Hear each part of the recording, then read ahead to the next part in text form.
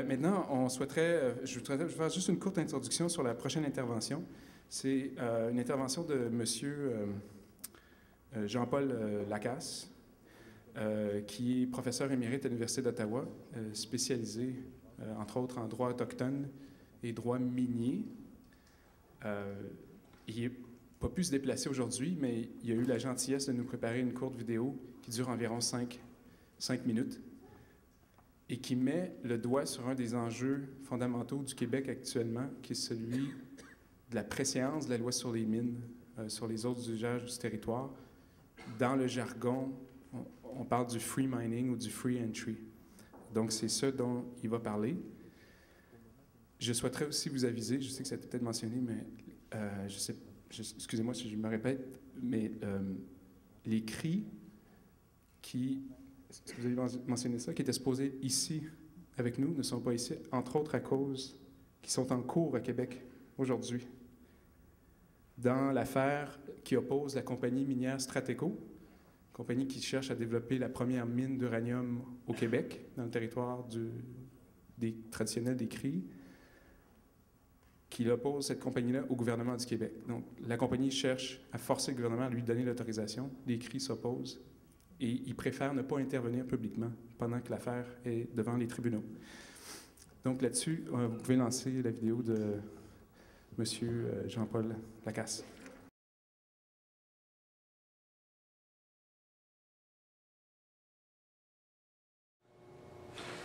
On me demande de répondre à une deuxième question, qui est la suivante. Est-ce que ce système, ou ce régime, est compatible avec les droits des peuples autochtones et qu'est-ce que le gouvernement du Québec fait pour en tenir compte? Bien, la mise en vigueur du système, du régime d'appropriation unilatérale du territoire est certes inconciliable avec l'obligation constitutionnelle qu'a le Québec aujourd'hui de consulter et d'accommoder les peuples autochtones. De par la loi sur les mines en vigueur actuellement, le gouvernement du Québec ne peut pas consulter les Autochtones, puisque l'entrepreneur minier peut acquérir de lui-même, sans l'intervention du gouvernement, des droits miniers à des endroits précis où les peuples autochtones sont susceptibles d'être affectés par des travaux d'exploration. Donc, c'est un peu comme si le gouvernement du Québec attendait que les tribunaux lui disent que tout son régime d'acquisition des droits miniers était inconstitutionnel, faute par celui-ci de prévoir une consultation adéquate des peuples autochtones.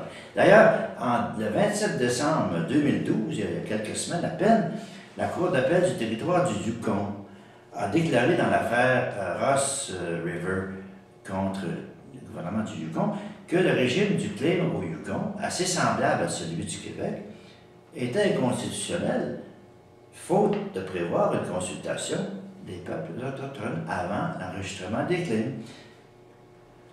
Le gouvernement du Québec, à ce sujet, a jusqu'ici fait la sourde oreille aux demandes des groupes autochtones à ce sujet.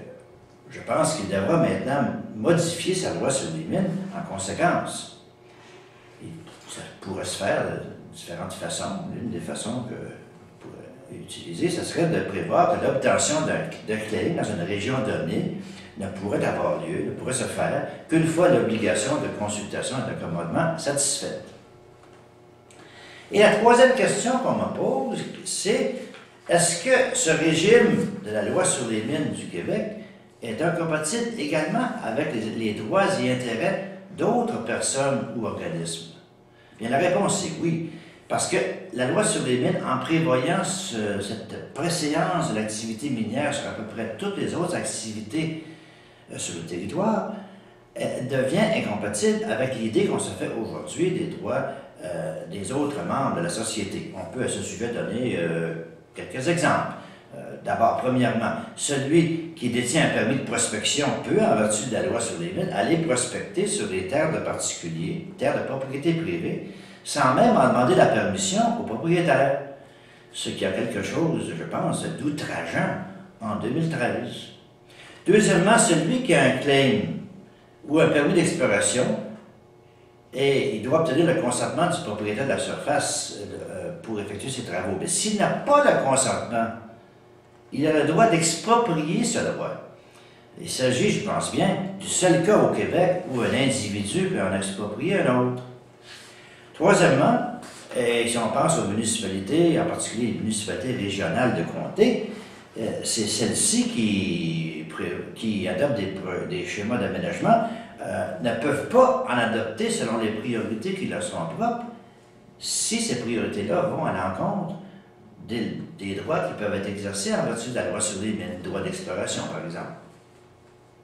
Quatrièmement, les activités d'exploration sont en général soustraites à l'obligation d'obtenir un certificat d'autorisation en vertu de la loi sur la qualité de l'environnement.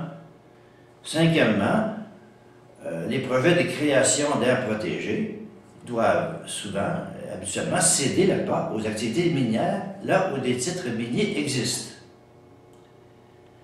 C'est que finalement, le régime d'appropriation libre et unilatérale du territoire a été adopté à une époque lointaine où les activités minières se déroulaient surtout en régions peu peuplées, où on accordait moins d'importance aux autres utilisations du territoire, où les règles de protection de l'environnement n'existaient pas, où les droits des Autochtones étaient ignorés.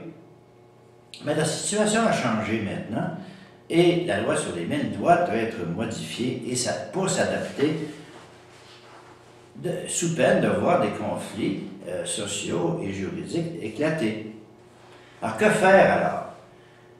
Il s'agirait plutôt de modifier ce régime de façon à ce que celui-ci tienne mieux compte des autres utilisateurs du territoire. Le défi du Québec réside alors dans la nécessité de faire cesser les incongruités actuelles, tout en tenant compte de cette autre nécessité qui est celle d'encourager les investissements miniers et de maintenir l'attrait comparatif du Québec à cet égard. Alors, je vous remercie de votre attention et je vous fais part de mes meilleures salutations.